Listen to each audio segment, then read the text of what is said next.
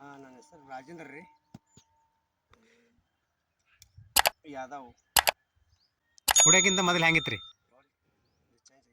Change ಆಗ್ಯಾವಲ್ರಿ? ನೀವು ಏನೋ ಹೇಳ್ತಿದ್ರಿ ಅವಾಗ ನೋಡ್ರಿ ಚೇಂಜ್ ಆಗಿಲ್ಲ ಅಂದ್ರೆ ಎಲ್ಲ ನಿಮ್ಮವರು.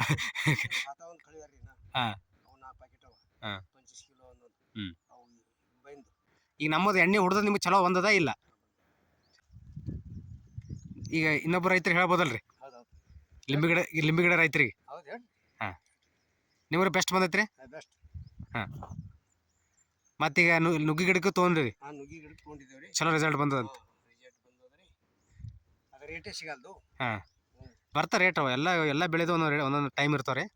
200, 300, 400, 500 ಹೋಗಿ ಈಗ 60-70ಕ್ಕೆ ಬಂದದ. ನಮಸ್ತೆ, ಗುಡ್ ಮಾರ್ನಿಂಗ್. ನಾನು ನಿಮ್ಮ ಬಸವರಾಜ್ ಬೋದಕೇರ್ ಭಾರತದಿಂದ. ಎಸ್, ಇವತ್ತು ನಾನು ಕಲಬುರಗಿ ಜಿಲ್ಲೆಯ ಸ್ಥಳಗಿ ಗ್ರಾಮದಲ್ಲಿ ಇದ್ದೀನಿ. ಆ್ಯಂಡ್ ಇವತ್ತಿನ ಒಂದು 17 ದಿನದ ಹಿಂದೆ ಕಂಪ್ಲೀಟ್ ಆಗಿ ಈ ಗಿಡ ನೀವು ನೋಡಿದ್ರೆ ಕಂಪ್ಲೀಟ್ ಆಗಿ ನಾನು ಫೋಟೋ ಹಾಕ್ತೀನಿ ಯಾವ ರೀತಿ ಇತ್ತು ಅಂತ ಹೇಳಿ. ಕಂಪ್ಲೀಟ್ ಆಗಿ ತಪ್ಪಲ ಉದ್ರೋಗಿತ್ತು. ಆದರೆ ನಮ್ಮ ಒಂದು ಮೋದಿಕೇರ್ ಸಂಜೀವಿನಿಯನ್ನ ಕೆಳಗೆ ಹಾಕಿಸಿದ್ದೀವಿ. ಆ ವಿಡಿಯೋನು ನಿಮ್ಗೆ ಅಪ್ಲೋಡ್ ಮಾಡ್ತೀನಿ.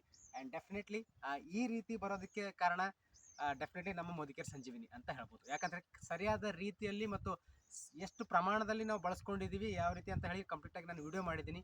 ಅದನ್ನು ಕೂಡ ನೀವು ನೋಡ್ಬೋದು ಅಂತ ಹೇಳ್ತಾ, ಡಿಯರ್ ಫ್ರೆಂಡ್ಸ್, ಇವತ್ತು ಭಾಳಷ್ಟು ಜನ DAP ಗೊಬ್ಬರ ಮತ್ತೊಂದು ಹಾಕ್ತಾರೆ.